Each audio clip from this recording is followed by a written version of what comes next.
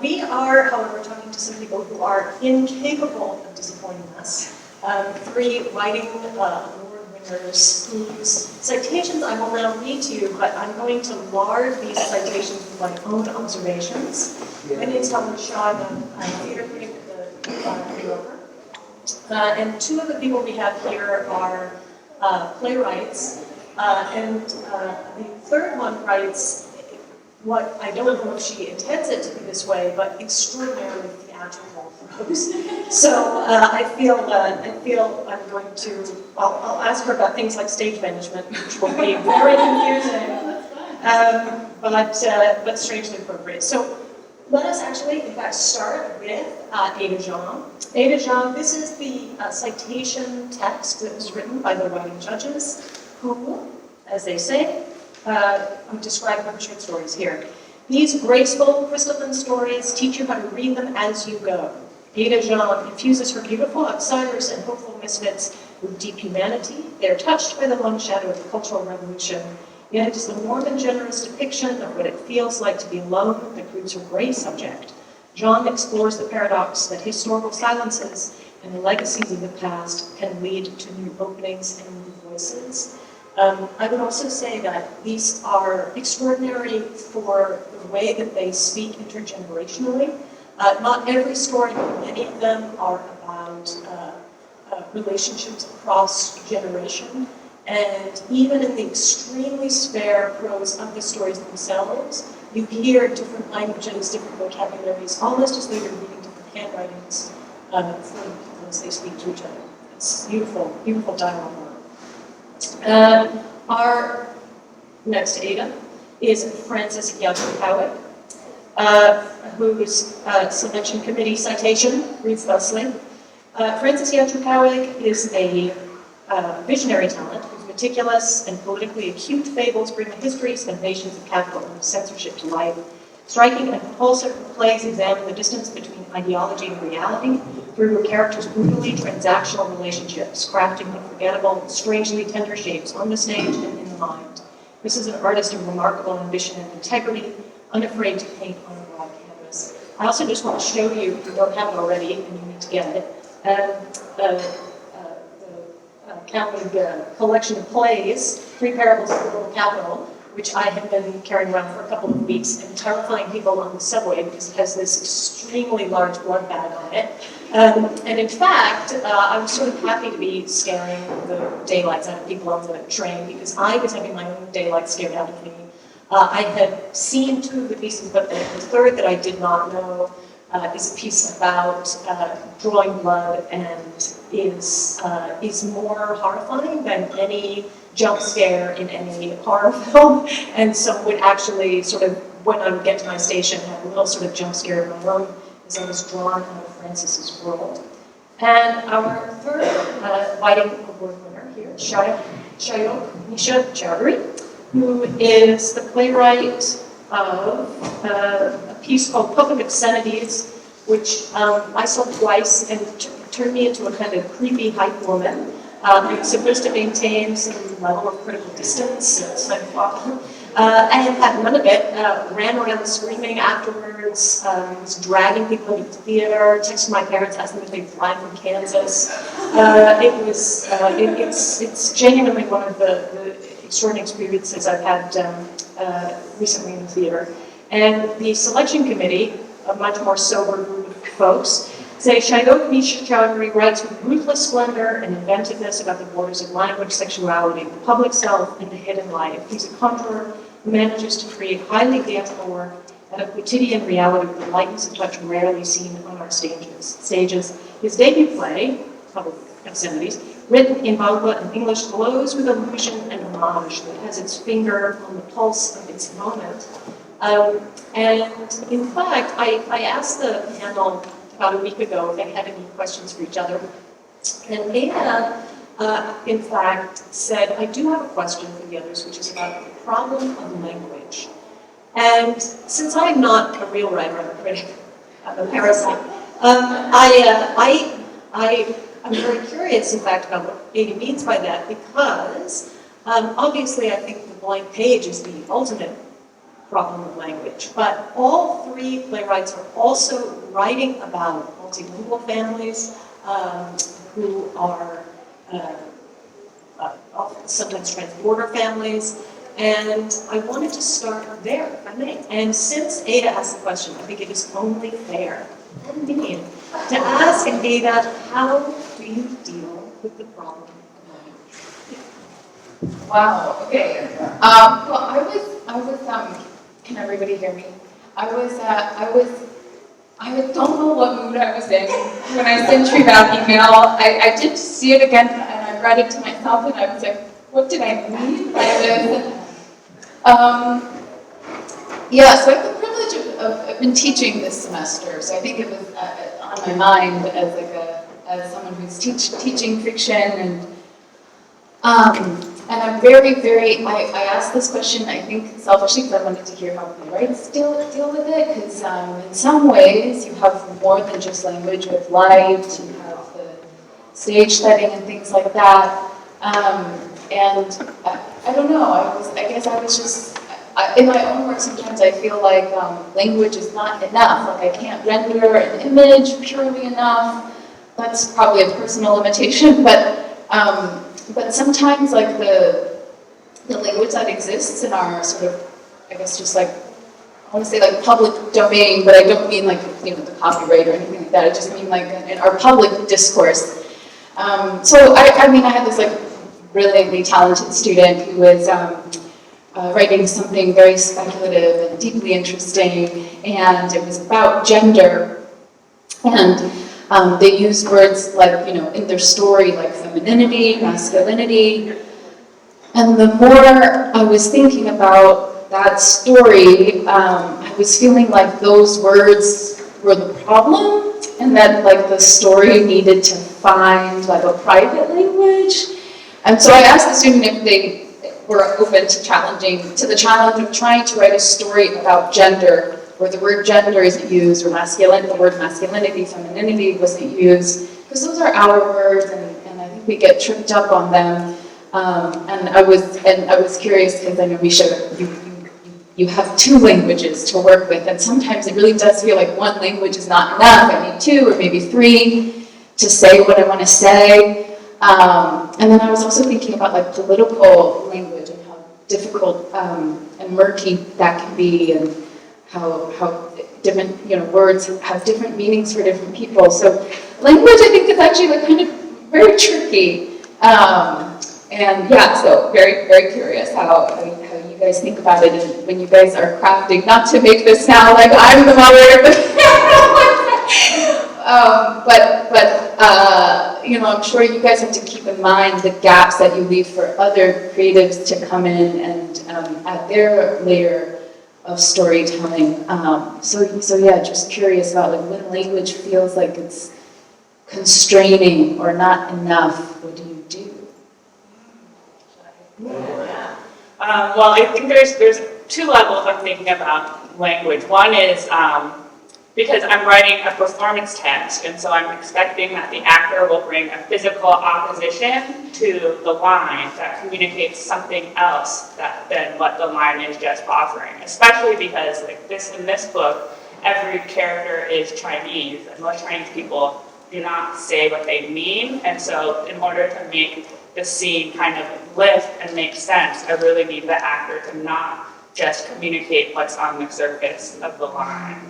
And then in terms of language, like world language, because I'm trying to write for the Asian diaspora in terms of who the actors are, and because China itself is a monolith of different languages, like the Ace play, for example, the actors would not be speaking in Mandarin if they're speaking in Chinese, they'd be speaking in the dialect of Hunan province. And so then it doesn't even make sense for me to offer Mandarin as a language in the play, because that would be the language of like the kind of northern China colonizing southern China.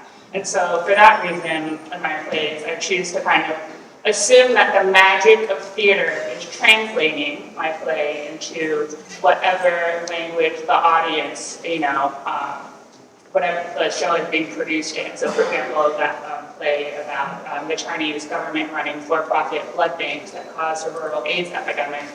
was produced in Tokyo last December, and so that was just a complete Japanese language production where I worked with the translator to translate it into Japanese, and he similarly tried to maintain some of that texture so that, like, sometimes I choose a literal translation of certain Chinese words to kind of maintain that texture so that it sounds to your ear like it's not, something is a little off, like the magic of translation has gone a little bit more literal than trying to smooth out the edges.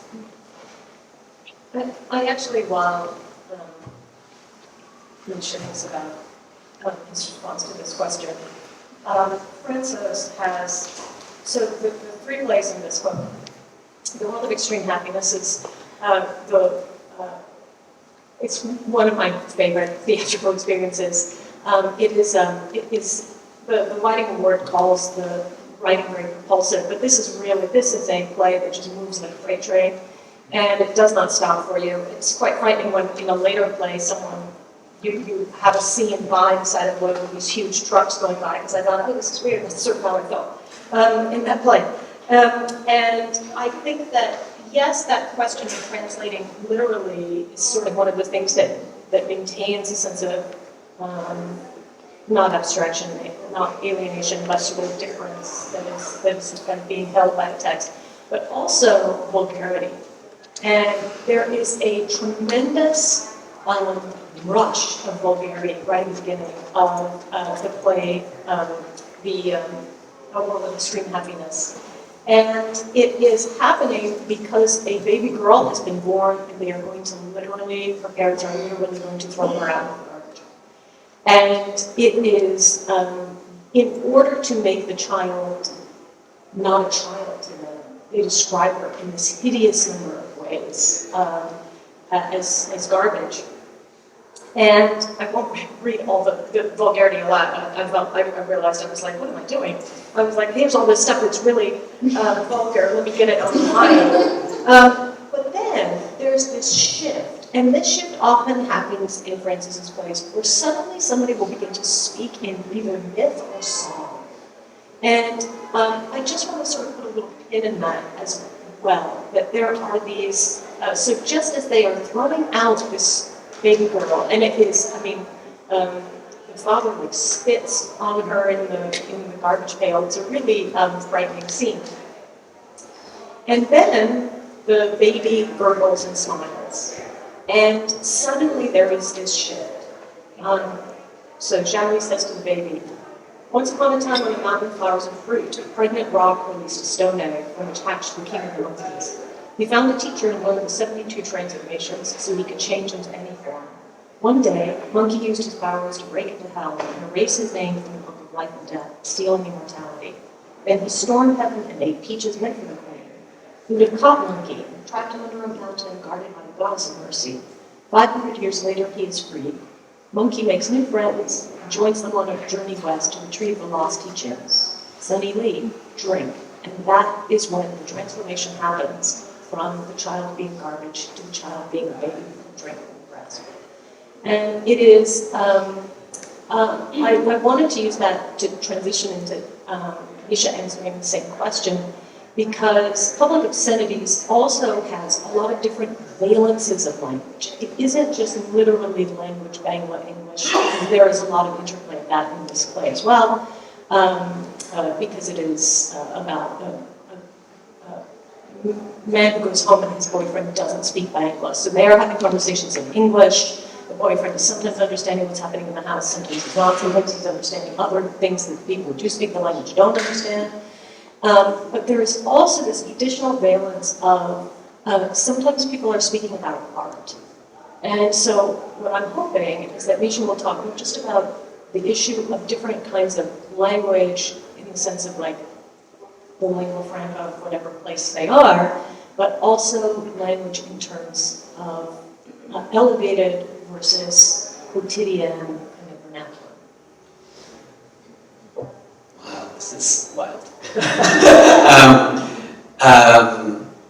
Yeah, it's what I was thinking about while you guys were talking is how the kind of writing that I've been doing the kind of writing that I was doing in public obscenities and have been continuing to do since has been this, I've like placed a very particular kind of constraint on myself, which is that the language, almost all of the language in the play is a kind of like it's like curating what I hear the sort of natural dialogue of these imaginary humans to be. Whereas before this play, so there is, I'm trying to sort of like excise my own voice from my own like language from the act of writing it as much as possible, because I used to, I came to be a writer kind of enamored with my own sort of like capacity to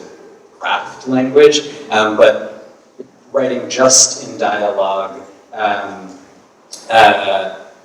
just sort of like listening in, eavesdropping in on these sort of made-up humans requires a kind of like, I don't know, humility in the face of these people that I'm making up. So maybe it's not really humility, but it's like there's a kind of God complex there still. But but it is just like trying to. A lot of people asked like the problem of language in the literal sense around. I feel like I didn't write this play for most of my adult life because I didn't think it would be possible to do it. It wouldn't be possible. I was worried it wouldn't be able to be cast, or that I wouldn't be able to. I've never seen bilingual theater in that way, and so when people asked me like why did I choose to use which sort of literal language when in the play, it was a very I'm like, oh, it's just. There's no sort of like meta conceit around it. It's just the languages that the people would be speaking when would be speaking, like the circumstances require them to speak those languages. But then I love that you bring up this like registers of language thing, because I think for me that is part of what was so like, my main sort of like engine in making this play was like, I do not want to sit in the audience of my own play and cringe, and so I want to like be as specific and precise as possible about how like who is speaking in English as if they were sort of raised in a Bangla medium school or an English medium school. Who has a fluency in a particular kind of like sphere of academia that they are sort of like performing in real time, and who is like better at it and who feels those slippages. But I do feel like that, I find myself very interested in, my parents are both academics, and like pretty much I'm an only child of two physicists, which is its own language, but like I'm like, oh, the main language that I speak is like the language of school, and I've learned that language, I've developed a way of speaking and writing that, and that like the native place of that language is like academia. I guess even though I don't work in academia anymore, I'm like, oh, that's kind of who I am like from. And so I think that there's still more of this sort of like anthropology of the educated that I'm like, I think picking at in the work. And I think that, I haven't yet sort of endeavored to write a character that is like, well, maybe no, I guess there are in public obscenities characters that are like super far from that experience, but like trying to hear how I talk is like a thing that I am always working at. It's very broad because there's a lot of sort of, I mean, not to spoil it for anybody, but the character who is most you, who speaks in that register of scholarly language, is missing the most important thing that is happening on stage, and steadily misses it through the end of the play. Never knows that there is this family secret that everybody in the audience is like, we figured it out, because the theatrical language was there. And yet I just started blindly using all of that anthropological eye to look right past the personal and the explicit. And I think so secrets are also a big part of drama. And it is one of the reasons why I felt that reading Stars of Others, which is Ada's collection, felt very theatrical to me. I think everything feels theatrical to me because I'm a hammer and a nail. But there's this really startling story which comes quite close to the end of the collection called Knowing. And one of the things, and again, please correct me, Ada. This is the embarrassing thing about being a critic, is usually I get to write down what I think people are doing, and then they never get to say, is that, so in the collection, the relationships, the events, they are actually sometimes anthropological. People meet people and ask them to tell them stories, for instance. Are quite, I don't want to say gentle, but there is no explicit horror until you get to knowing. There is no, in knowing, suddenly there is a story in which we find out the kind of thing that might have happened in the past with the family in which someone was stoned. And it feels like mise en scène. It feels arranged. It feels as though we've been kept in a series of sort of sliding mists, and then they open and you realize, the people who are older in this book have experienced a time of terrible chaos and violence, and they are, for the most part, not telling the young people about it. And we are like those young people, which is that we've had to wait in order to find out this horrible secret. But at the same time, in this short story, which is one that I had to read several times, and I don't skip ahead to it, is what I'm saying. Don't leave this book out. So again, a young person is asking an older person about something that happened in the past. And it includes a terrible thing happening to her father, who has sort of been acting in a kind of grandfatherly position to the young woman who's talking. I stared in my general direction, so she's telling about what happened at the end of the story. He was exonerated and permitted to return, but didn't. The high school where he was a janitor was a short walk from our house. The hours were flexible. It was the easiest way to keep caring for my mother. And what about you, I said, to change the subject, in case she was beginning to suspect what I knew. How come you never got married? And in case she was suspecting what I knew is never resolved. And it is not the only time in this collection where there is a secret which is simply never resolved. And I wanted to ask Ada about that, about using by misdirection sometimes by statements like that, where you kind of feel the speaker turning to us and saying, I know something that the person I'm talking to doesn't know. About using dramatic irony in that way, even when you are in a medium, the short story, where usually what we are able to do is to look closely and accurately at something. Yes. I think that isn't hard, because sometimes, like in earlier drafts of the story, and also, possibly in the drafts that are the finished stories that are in the book, it's possible that I had to be at peace with the fact that maybe some readers might be frustrated with that, or feel unsatisfied that things don't close sometimes. And I do feel like things coming to blows, it's something in the Western tradition of storytelling that we're very used to. But I do feel that in a lot of Eastern traditions and things don't come to blows. People take their secrets with them to the grave.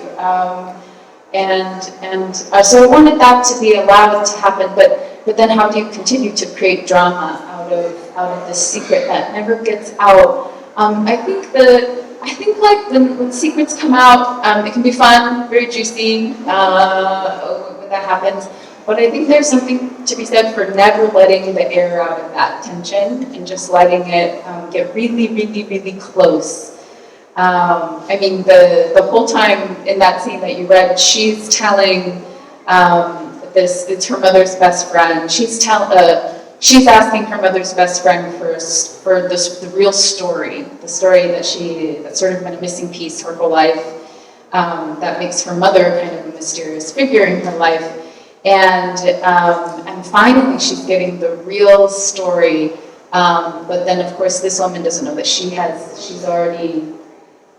knows some things too, and also that she knows in the end that there was an earlier version of the story that she got that wasn't the truth from her own mother. So I don't know, I think letting those things get really, really close but then just miss each other like that, I think just it feels true to life, like the characters I know in my real life. And I think that there's something, I was more interested in that shape, the shape of a conflict that really comes to the surface. I kind of like when it kind of stays just below and you want it to surface, but it doesn't. That shape interests me. And Francis, I started this off by reading this section of World of Extreme Happiness in which you change from one finalist to another. And in the collection as well, there's a similar sort of duck, duck, goose shift, which is that the first two pieces are, they're in the rhythm of farce, but the content of tragedy. So terrible things are happening, and they're happening so quickly, and with such humor and violence that it kind of has a sort of, as I say, it has kind of the velocity of comedy, even though really, really horrible things are happening sometimes. And then the third piece, which is called Snow in Midsummer, is a retelling of another piece. And I wanted to ask you about that shift, first of all, and how did you approach this in the spirit of homage? Did you approach it in the spirit of sort of writing on top of something, a palimpsest? Or is it that you felt that you were kind of digging down to something deeper in your own work, where you had already been touching here and there on mythology, on like the structure of hell, which comes up in one of the plays? What was it that led you into Snow in Midsummer, which to me, knowing your other work, felt like such a shift in sort of perspective and strategy?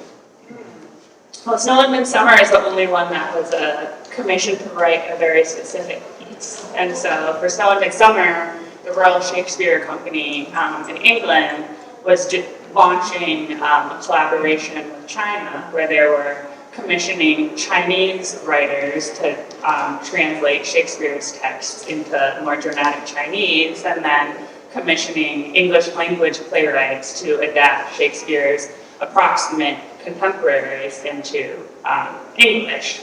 And so when they asked me to do one of the plays, they gave me a few options, and one of them was a female revenge ghost story about a woman who was executed for a crime she didn't commit, and her angry ghost causes a drought until she achieves, until her story is brought to the light.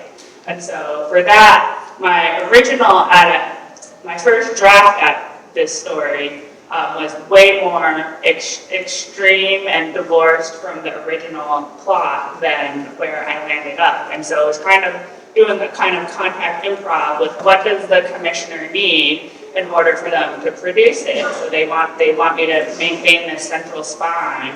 And then once I know what they absolutely need, then I can start having fun and kind of being in conversation with the playwright. So the playwright, I was kind of imagining if Guan Hanqing lived now and he chose a Chinese woman who was executed for a crime she didn't commit, and that woman was a Chinese prisoner, then what would happen to her body? How would she achieve justice? And so then by asking kind of those questions today, I got to, the idea that, a Chinese prisoner executed, her organs would be harvested, a rich person would get her heart, and so that the plot kind of spun out from there. But at the same time, I kind of think of Snow in Midsummer as a collage of all the plays I wrote before. So for example, my very first play, Lid List, is about a Guantanamo detainee who's dying of liver disease, and he goes to the Minnesota home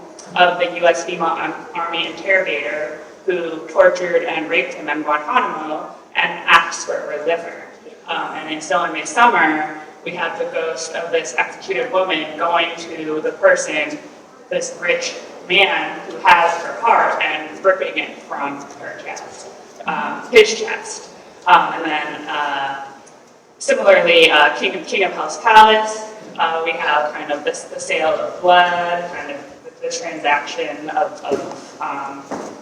poor rural people's bodies, their life fluids are going into the bodies of the wealthy. And so I'm kind of looking at how to tell these kind of class parables in transnational ways. And so it's kind of, at the end of the day, it's figuring out what does the producer need, and then how much can I just then put my own interests, channel them through whatever shell the producer requires. And that play, Snow in Midsummer, has within it a kind of, it's as though you are watching something which has its own chronology. I mean, it goes forward, there is a flashback, but essentially it is happening in front of you. But because you know it is the adaptation of this earlier thing, at least for me, you're constantly trying to kind of determine what of this very modern sounding language might be actually excavated from this long dynasty text. And so I tend to be very interested whenever an artist writes about other works of art, because you can learn so much about their eye. I think I'm learning about their ear by watching their play and reading their text, but I can learn about their eye by watching them describe something else. So there's the first piece, the subject, which is in Sorrows of Others. The main character is a painter. And she is living with somebody who she turns into a subject, which is very mischievous. In the same way that Chotan in your play is sometimes a really pretty tart, like comic eye turned back at yourself.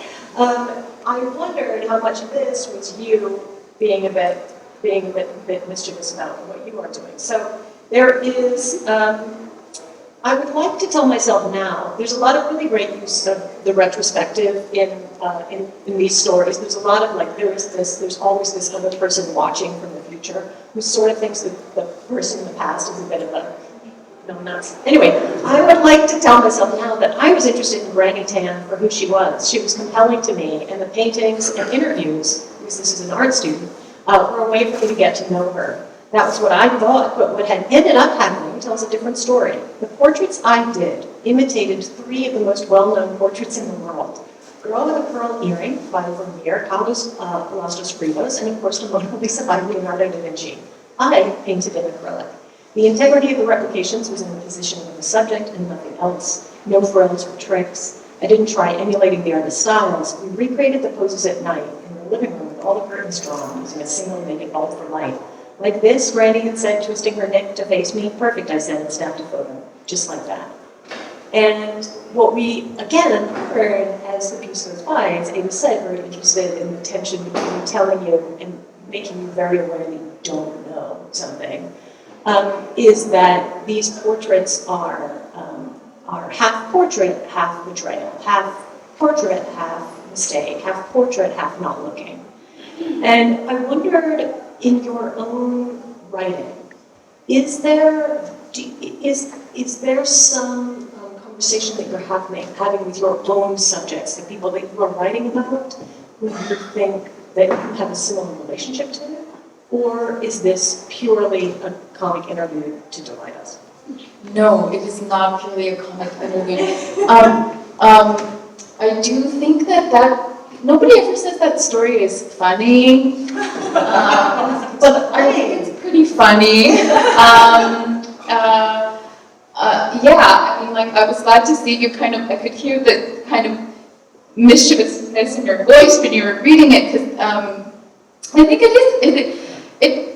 it is not meant to, I'm not trying to make fun of the young character, my main character, okay? I do love my characters, but she's very young, and she has, I think, it's not really spoken, well, I hope that the story achieves the effect of a kind of, she's kind of lost, and she has all these big questions about who she is, and she does this big art project to sort of try and figure that out. And yes, when that was actually one of, I think it might be the last, it appears first in the book, but I think it was the last story that I wrote. And it was because I had all of these questions about my relationship with my characters as subjects. Some of my characters have similar backgrounds to me, Chinese American, grown up in Texas, and then some don't. Some are much older characters, so don't share my generation or age. Some are Chinese immigrants, which I have a peripheral, experience with, given that my parents are immigrants. But some are people who never leave their homeland in China. So that's obviously an experience I have not had. And so I started to have all these really restless questions that were keeping me up at night about, like, who am I to tell stories about these people, and to write about older people, and give voices to children, and write about Chinese people and immigrants. Like, I don't, these experiences that I haven't fully had. And of course, like, these experiences, these questions, I think, become more harrowing the more you write, and so, one of my really great teachers just said, give those questions to your characters, let them deal with it. And so I made the main character a visual artist, not a writer, and I kind of forced her to kind of go through the asking for me. Not that I think that these questions about, like, who are we allowed to write about, what is authenticity? I don't think these will be, like, answered in a Twitter discourse. Certainly they won't be answered, but also, like, I think, art is the only way I know to approach these questions, but I don't expect even in my own work or even other people's work to yield answers, but I do like work that goes forth and tries to ask. So that was me very much having those questions myself. What stories am I allowed to tell? Should I tell? And I give them to the character and the subject. Sorry, I just got the 5-minute gesture, which means that there was a previous 15-minute gesture that I ignored. I'm so sorry. And there's a microphone in the aisle, which has a sort of, again, this is my critical eye, but I think it means something, which might mean that if you have a question, you should approach it. We have one slot open, and it is taken. Well, thanks for this lecture. Michael, I'll talk about my check. Thanks for this vital conversation. This question is for Ada and Francis. In the context of the distance between ideology and reality, what is your process for exploring kind of big concept ideas in a way that grounds them in very human reality? Big concept ideas. Like class or race or violence, bringing those ideas, make us feel better. Yeah. I think, for example, this trilogy, every one, there's in 3 generations of people. Every cast is intergenerational, and so I'm trying to explore questions through generational divides. And there's also rural and urban characters in every story. And so I'm also trying to then explore the rural and urban divides. And then I'm trying to then put characters who are opposed perhaps generationally or geographically through some kind of conflict that exposes the fault lines. And so I think that's the best way I can describe how I try to explore kind of epic questions through in a human-sized scale is by creating dramatic situations that allow the intimate and the epic, the rural, the urban, the generational to come into contact in a kind of visceral, meaning way. And that thing I was saying about, I always go to whenever an artist describes an artist. There's a great section, there's a great sort of through line in World of Extreme Happiness in which one of the characters who's come from the country to the city, and this is a really brutal transition, meets another worker who says, you can learn these secrets to success. This is also just so very funny. And so they often are like striking their power positions. I don't know if anybody remembers that we all went through this at some point, the belief in the power position, that we were all like, this is all women are missing, is that we don't strike our power positions. And so there was a period when I teach, I would make my entire class get up and we all had to strike a power position before we had a conversation. And as I was reading World of Extreme Happiness again, I was like, oh, yeah, that was foolish.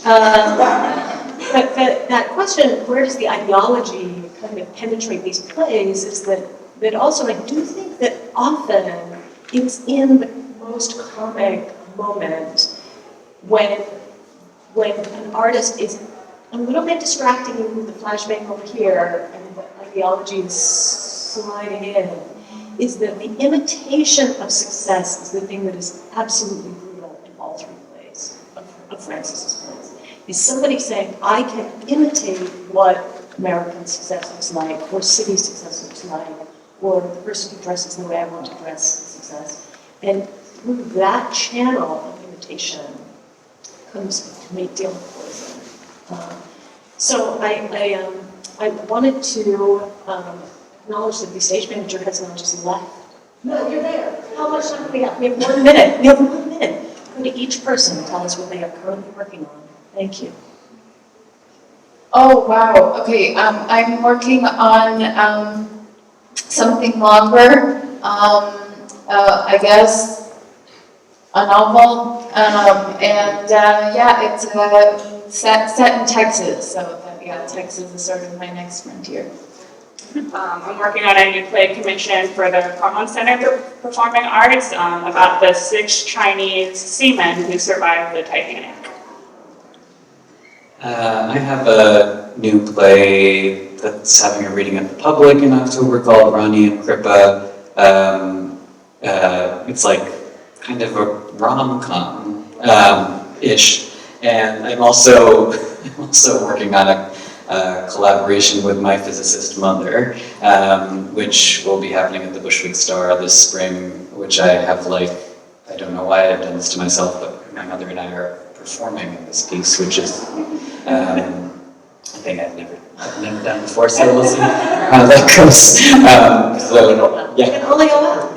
As we've learned from all 3 pieces, intergenerational cooperation always goes well. As is said in Stone Midsummer, there are 36 strategies, but the best one is escape, so we will be on that note.